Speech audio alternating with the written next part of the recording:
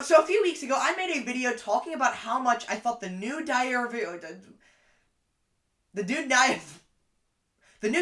Wimpy Kid movie just looked so bad. Jeez, that was a good take. I'm gonna leave that in. So I've been pretty skeptical about watching this film. I don't know why I keep on looking at this like this is the film. This is actually a book. The trailer for this film just did not sell me. And if this movie was bad, paired with the last badly received movie in the franchise, this might be my last straw. This video is going to be a long haul, isn't it? Yesterday, I woke up at 6 o'clock in the morning, not joking, to watch the new Diary of a Wimpy Kid movie before school. And I know what you're thinking about that. No, you will never be as cool as me. I just want you to know that. And that's hard luck. But after watching this film, I came out very mixed. And I just want to talk about this film. So let's go ahead and dive into the review for the brand new the new Diary of a Wimpy Kid movie. Jeez, I cannot say words today. So to give you some backstory on my experience with this Diary of a Wimpy Kid franchise of books, I have read every single one of them. And I know what you're thinking. That would make a great Tinder bio. I've read every single Diary of a Wimpy Kid books. And yes, somehow I'm single. But of course, I know that bio will immediately get you a girlfriend. And since I already have one, I'll let you go ahead and use that one, for free. Because if I got another one, then I'd have a third wheel. But see, I actually tried to quit reading this series years ago because I was just kind of growing out of it. I'm literally almost an adult. So I have not bought one of the books in years. But every time I think, okay, this is the year that I quit reading the series, my mom will just show up one day and be like, look what I saw at the store. A new Diary of a Wimpy Kid book. Read it. She buys me the new one every year. I never ask for it, but I receive it. And so, because it was given to me, I would feel bad if I didn't read it, so I always end up reading it. And then, I kid you not, a few days ago, my mom shows up and she's like, look, they just made another one! So the cycle still continues. I guess my mom has just really doubled down on keeping this tradition going. Actually, it's funny, my mom actually bought me this one. Anyways, though, enough joking around. Let's get to the film. So this movie is weird, I guess. I went in thinking it was going to be bad, but I have to give you the ugly truth, and that is that it was better than I thought it was going to be. Greg Heffley is the main character of this film, and they actually change his character a little bit from the books, but I think it's actually in a good way. See, in the books, Greg is very prideful, and one day he knows he's gonna be famous. But in this film, while he does think that, it's toned down. But then, as things in his life start to go wrong for him, that's when he becomes spiteful, and we see more of this rude, manipulative side of him start to appear. And I thought that was actually a pretty great idea, because it showed me his caring side first. So let's talk about the animation. Did I like it? Kinda?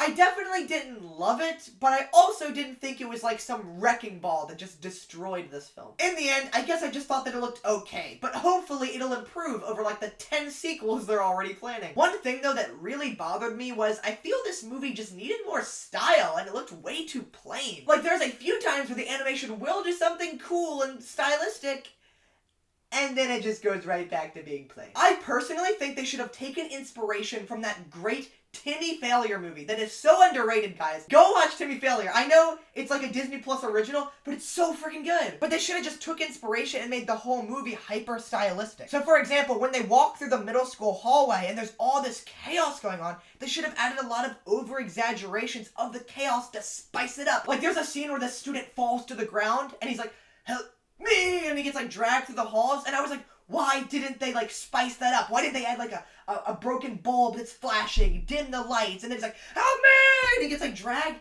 It would have just added so much spice to the scene. But instead of that, they're just look at all this chaos, look at that guy over there, he's shaving. This is pretty wacky. When you're doing animation compared to doing live action, you have so much more freedom to just go nuts, and they totally don't take advantage of it. And it just makes me wonder, if you're gonna take a live action movie and then just basically make it animated, at least take advantage of your animation to make it feel different. Also, the character designs in this movie, while very old school and simple, I think they still work for the most part, except for Manny. Manny's design just looks weird to me. He looks like one of those kids who would say this. Do you got games on your phone? You got Angry Birds on your phone?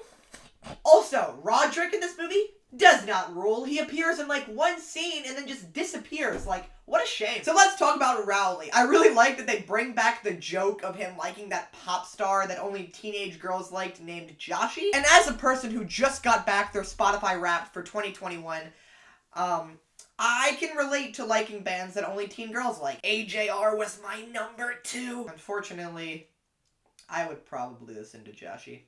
Zooey Mama. But I thought that Rowley was alright, but I felt like he needed more of an arc like Greg. And because Greg is trying to grow up super fast and Rowley's staying a kid, I think maybe their clashing views could have caused the arc to be them kind of compromising in the middle. Greg coming down, Rowley growing up. I think that could have worked, but this film doesn't really explore that, I don't think. Now, my main negative of this film is that it just copies too much from the first movie, and I just found it a little bit too derivative to feel fresh. At one point, Greg even yells at Rowley to just do something original, and I was like, maybe he's actually trying to talk to Jeff Kidney, who actually wrote this film. Yeah, Jeff Kidney, why don't you do something creative?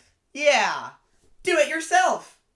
Do it yourself. That was actually not planned. I just really hope that the 10 sequels they're planning adapt more creative and new ideas into the series. I will say though, the music of this film is actually pretty great. I love like the whistling fun sounds and also the weird sounds mixed in for Fregley. Overall, a very surprisingly good score. Also, Greg and Rowley almost throw down in this movie. And I was just thinking, guys, what are y'all doing? Y'all look stupid. Why don't you guys use the helicopter technique? You have made me release the fury.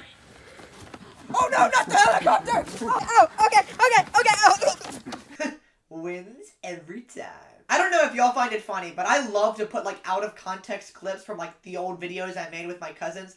I don't know if that's funny to y'all, but I find it funny. So let's go ahead and dive into the heart, the arc of this film. And that is Greg and his friendship with Rowley. Early on in the film, his mom tells him that all you need is one good friend to get you through life. And I thought that was really sweet. But as they end up going to middle school, Rowley begins to gain popularity while Greg just feels abandoned. And I actually really dig Greg's downfall in this movie. His arc of him just becoming more selfish. From seeing his life crumble on him, like losing his friendship with Rowley and losing his cartoon job. And this all just builds and builds until we see him have a complete meltdown. It's a real Zooey Mama kind of moment. And it just honestly really worked for me because it really made me care about him watching all these things go wrong. And by the end of the film, we get the finale, which unfortunately is literally just ripped right from the book and the other movie. But when Greg finally sacrifices his popularity for Rowley after everything they've been through, it actually really meant something. And ending with that emotional beat just really worked for me and ended the movie on a high. Unfortunately,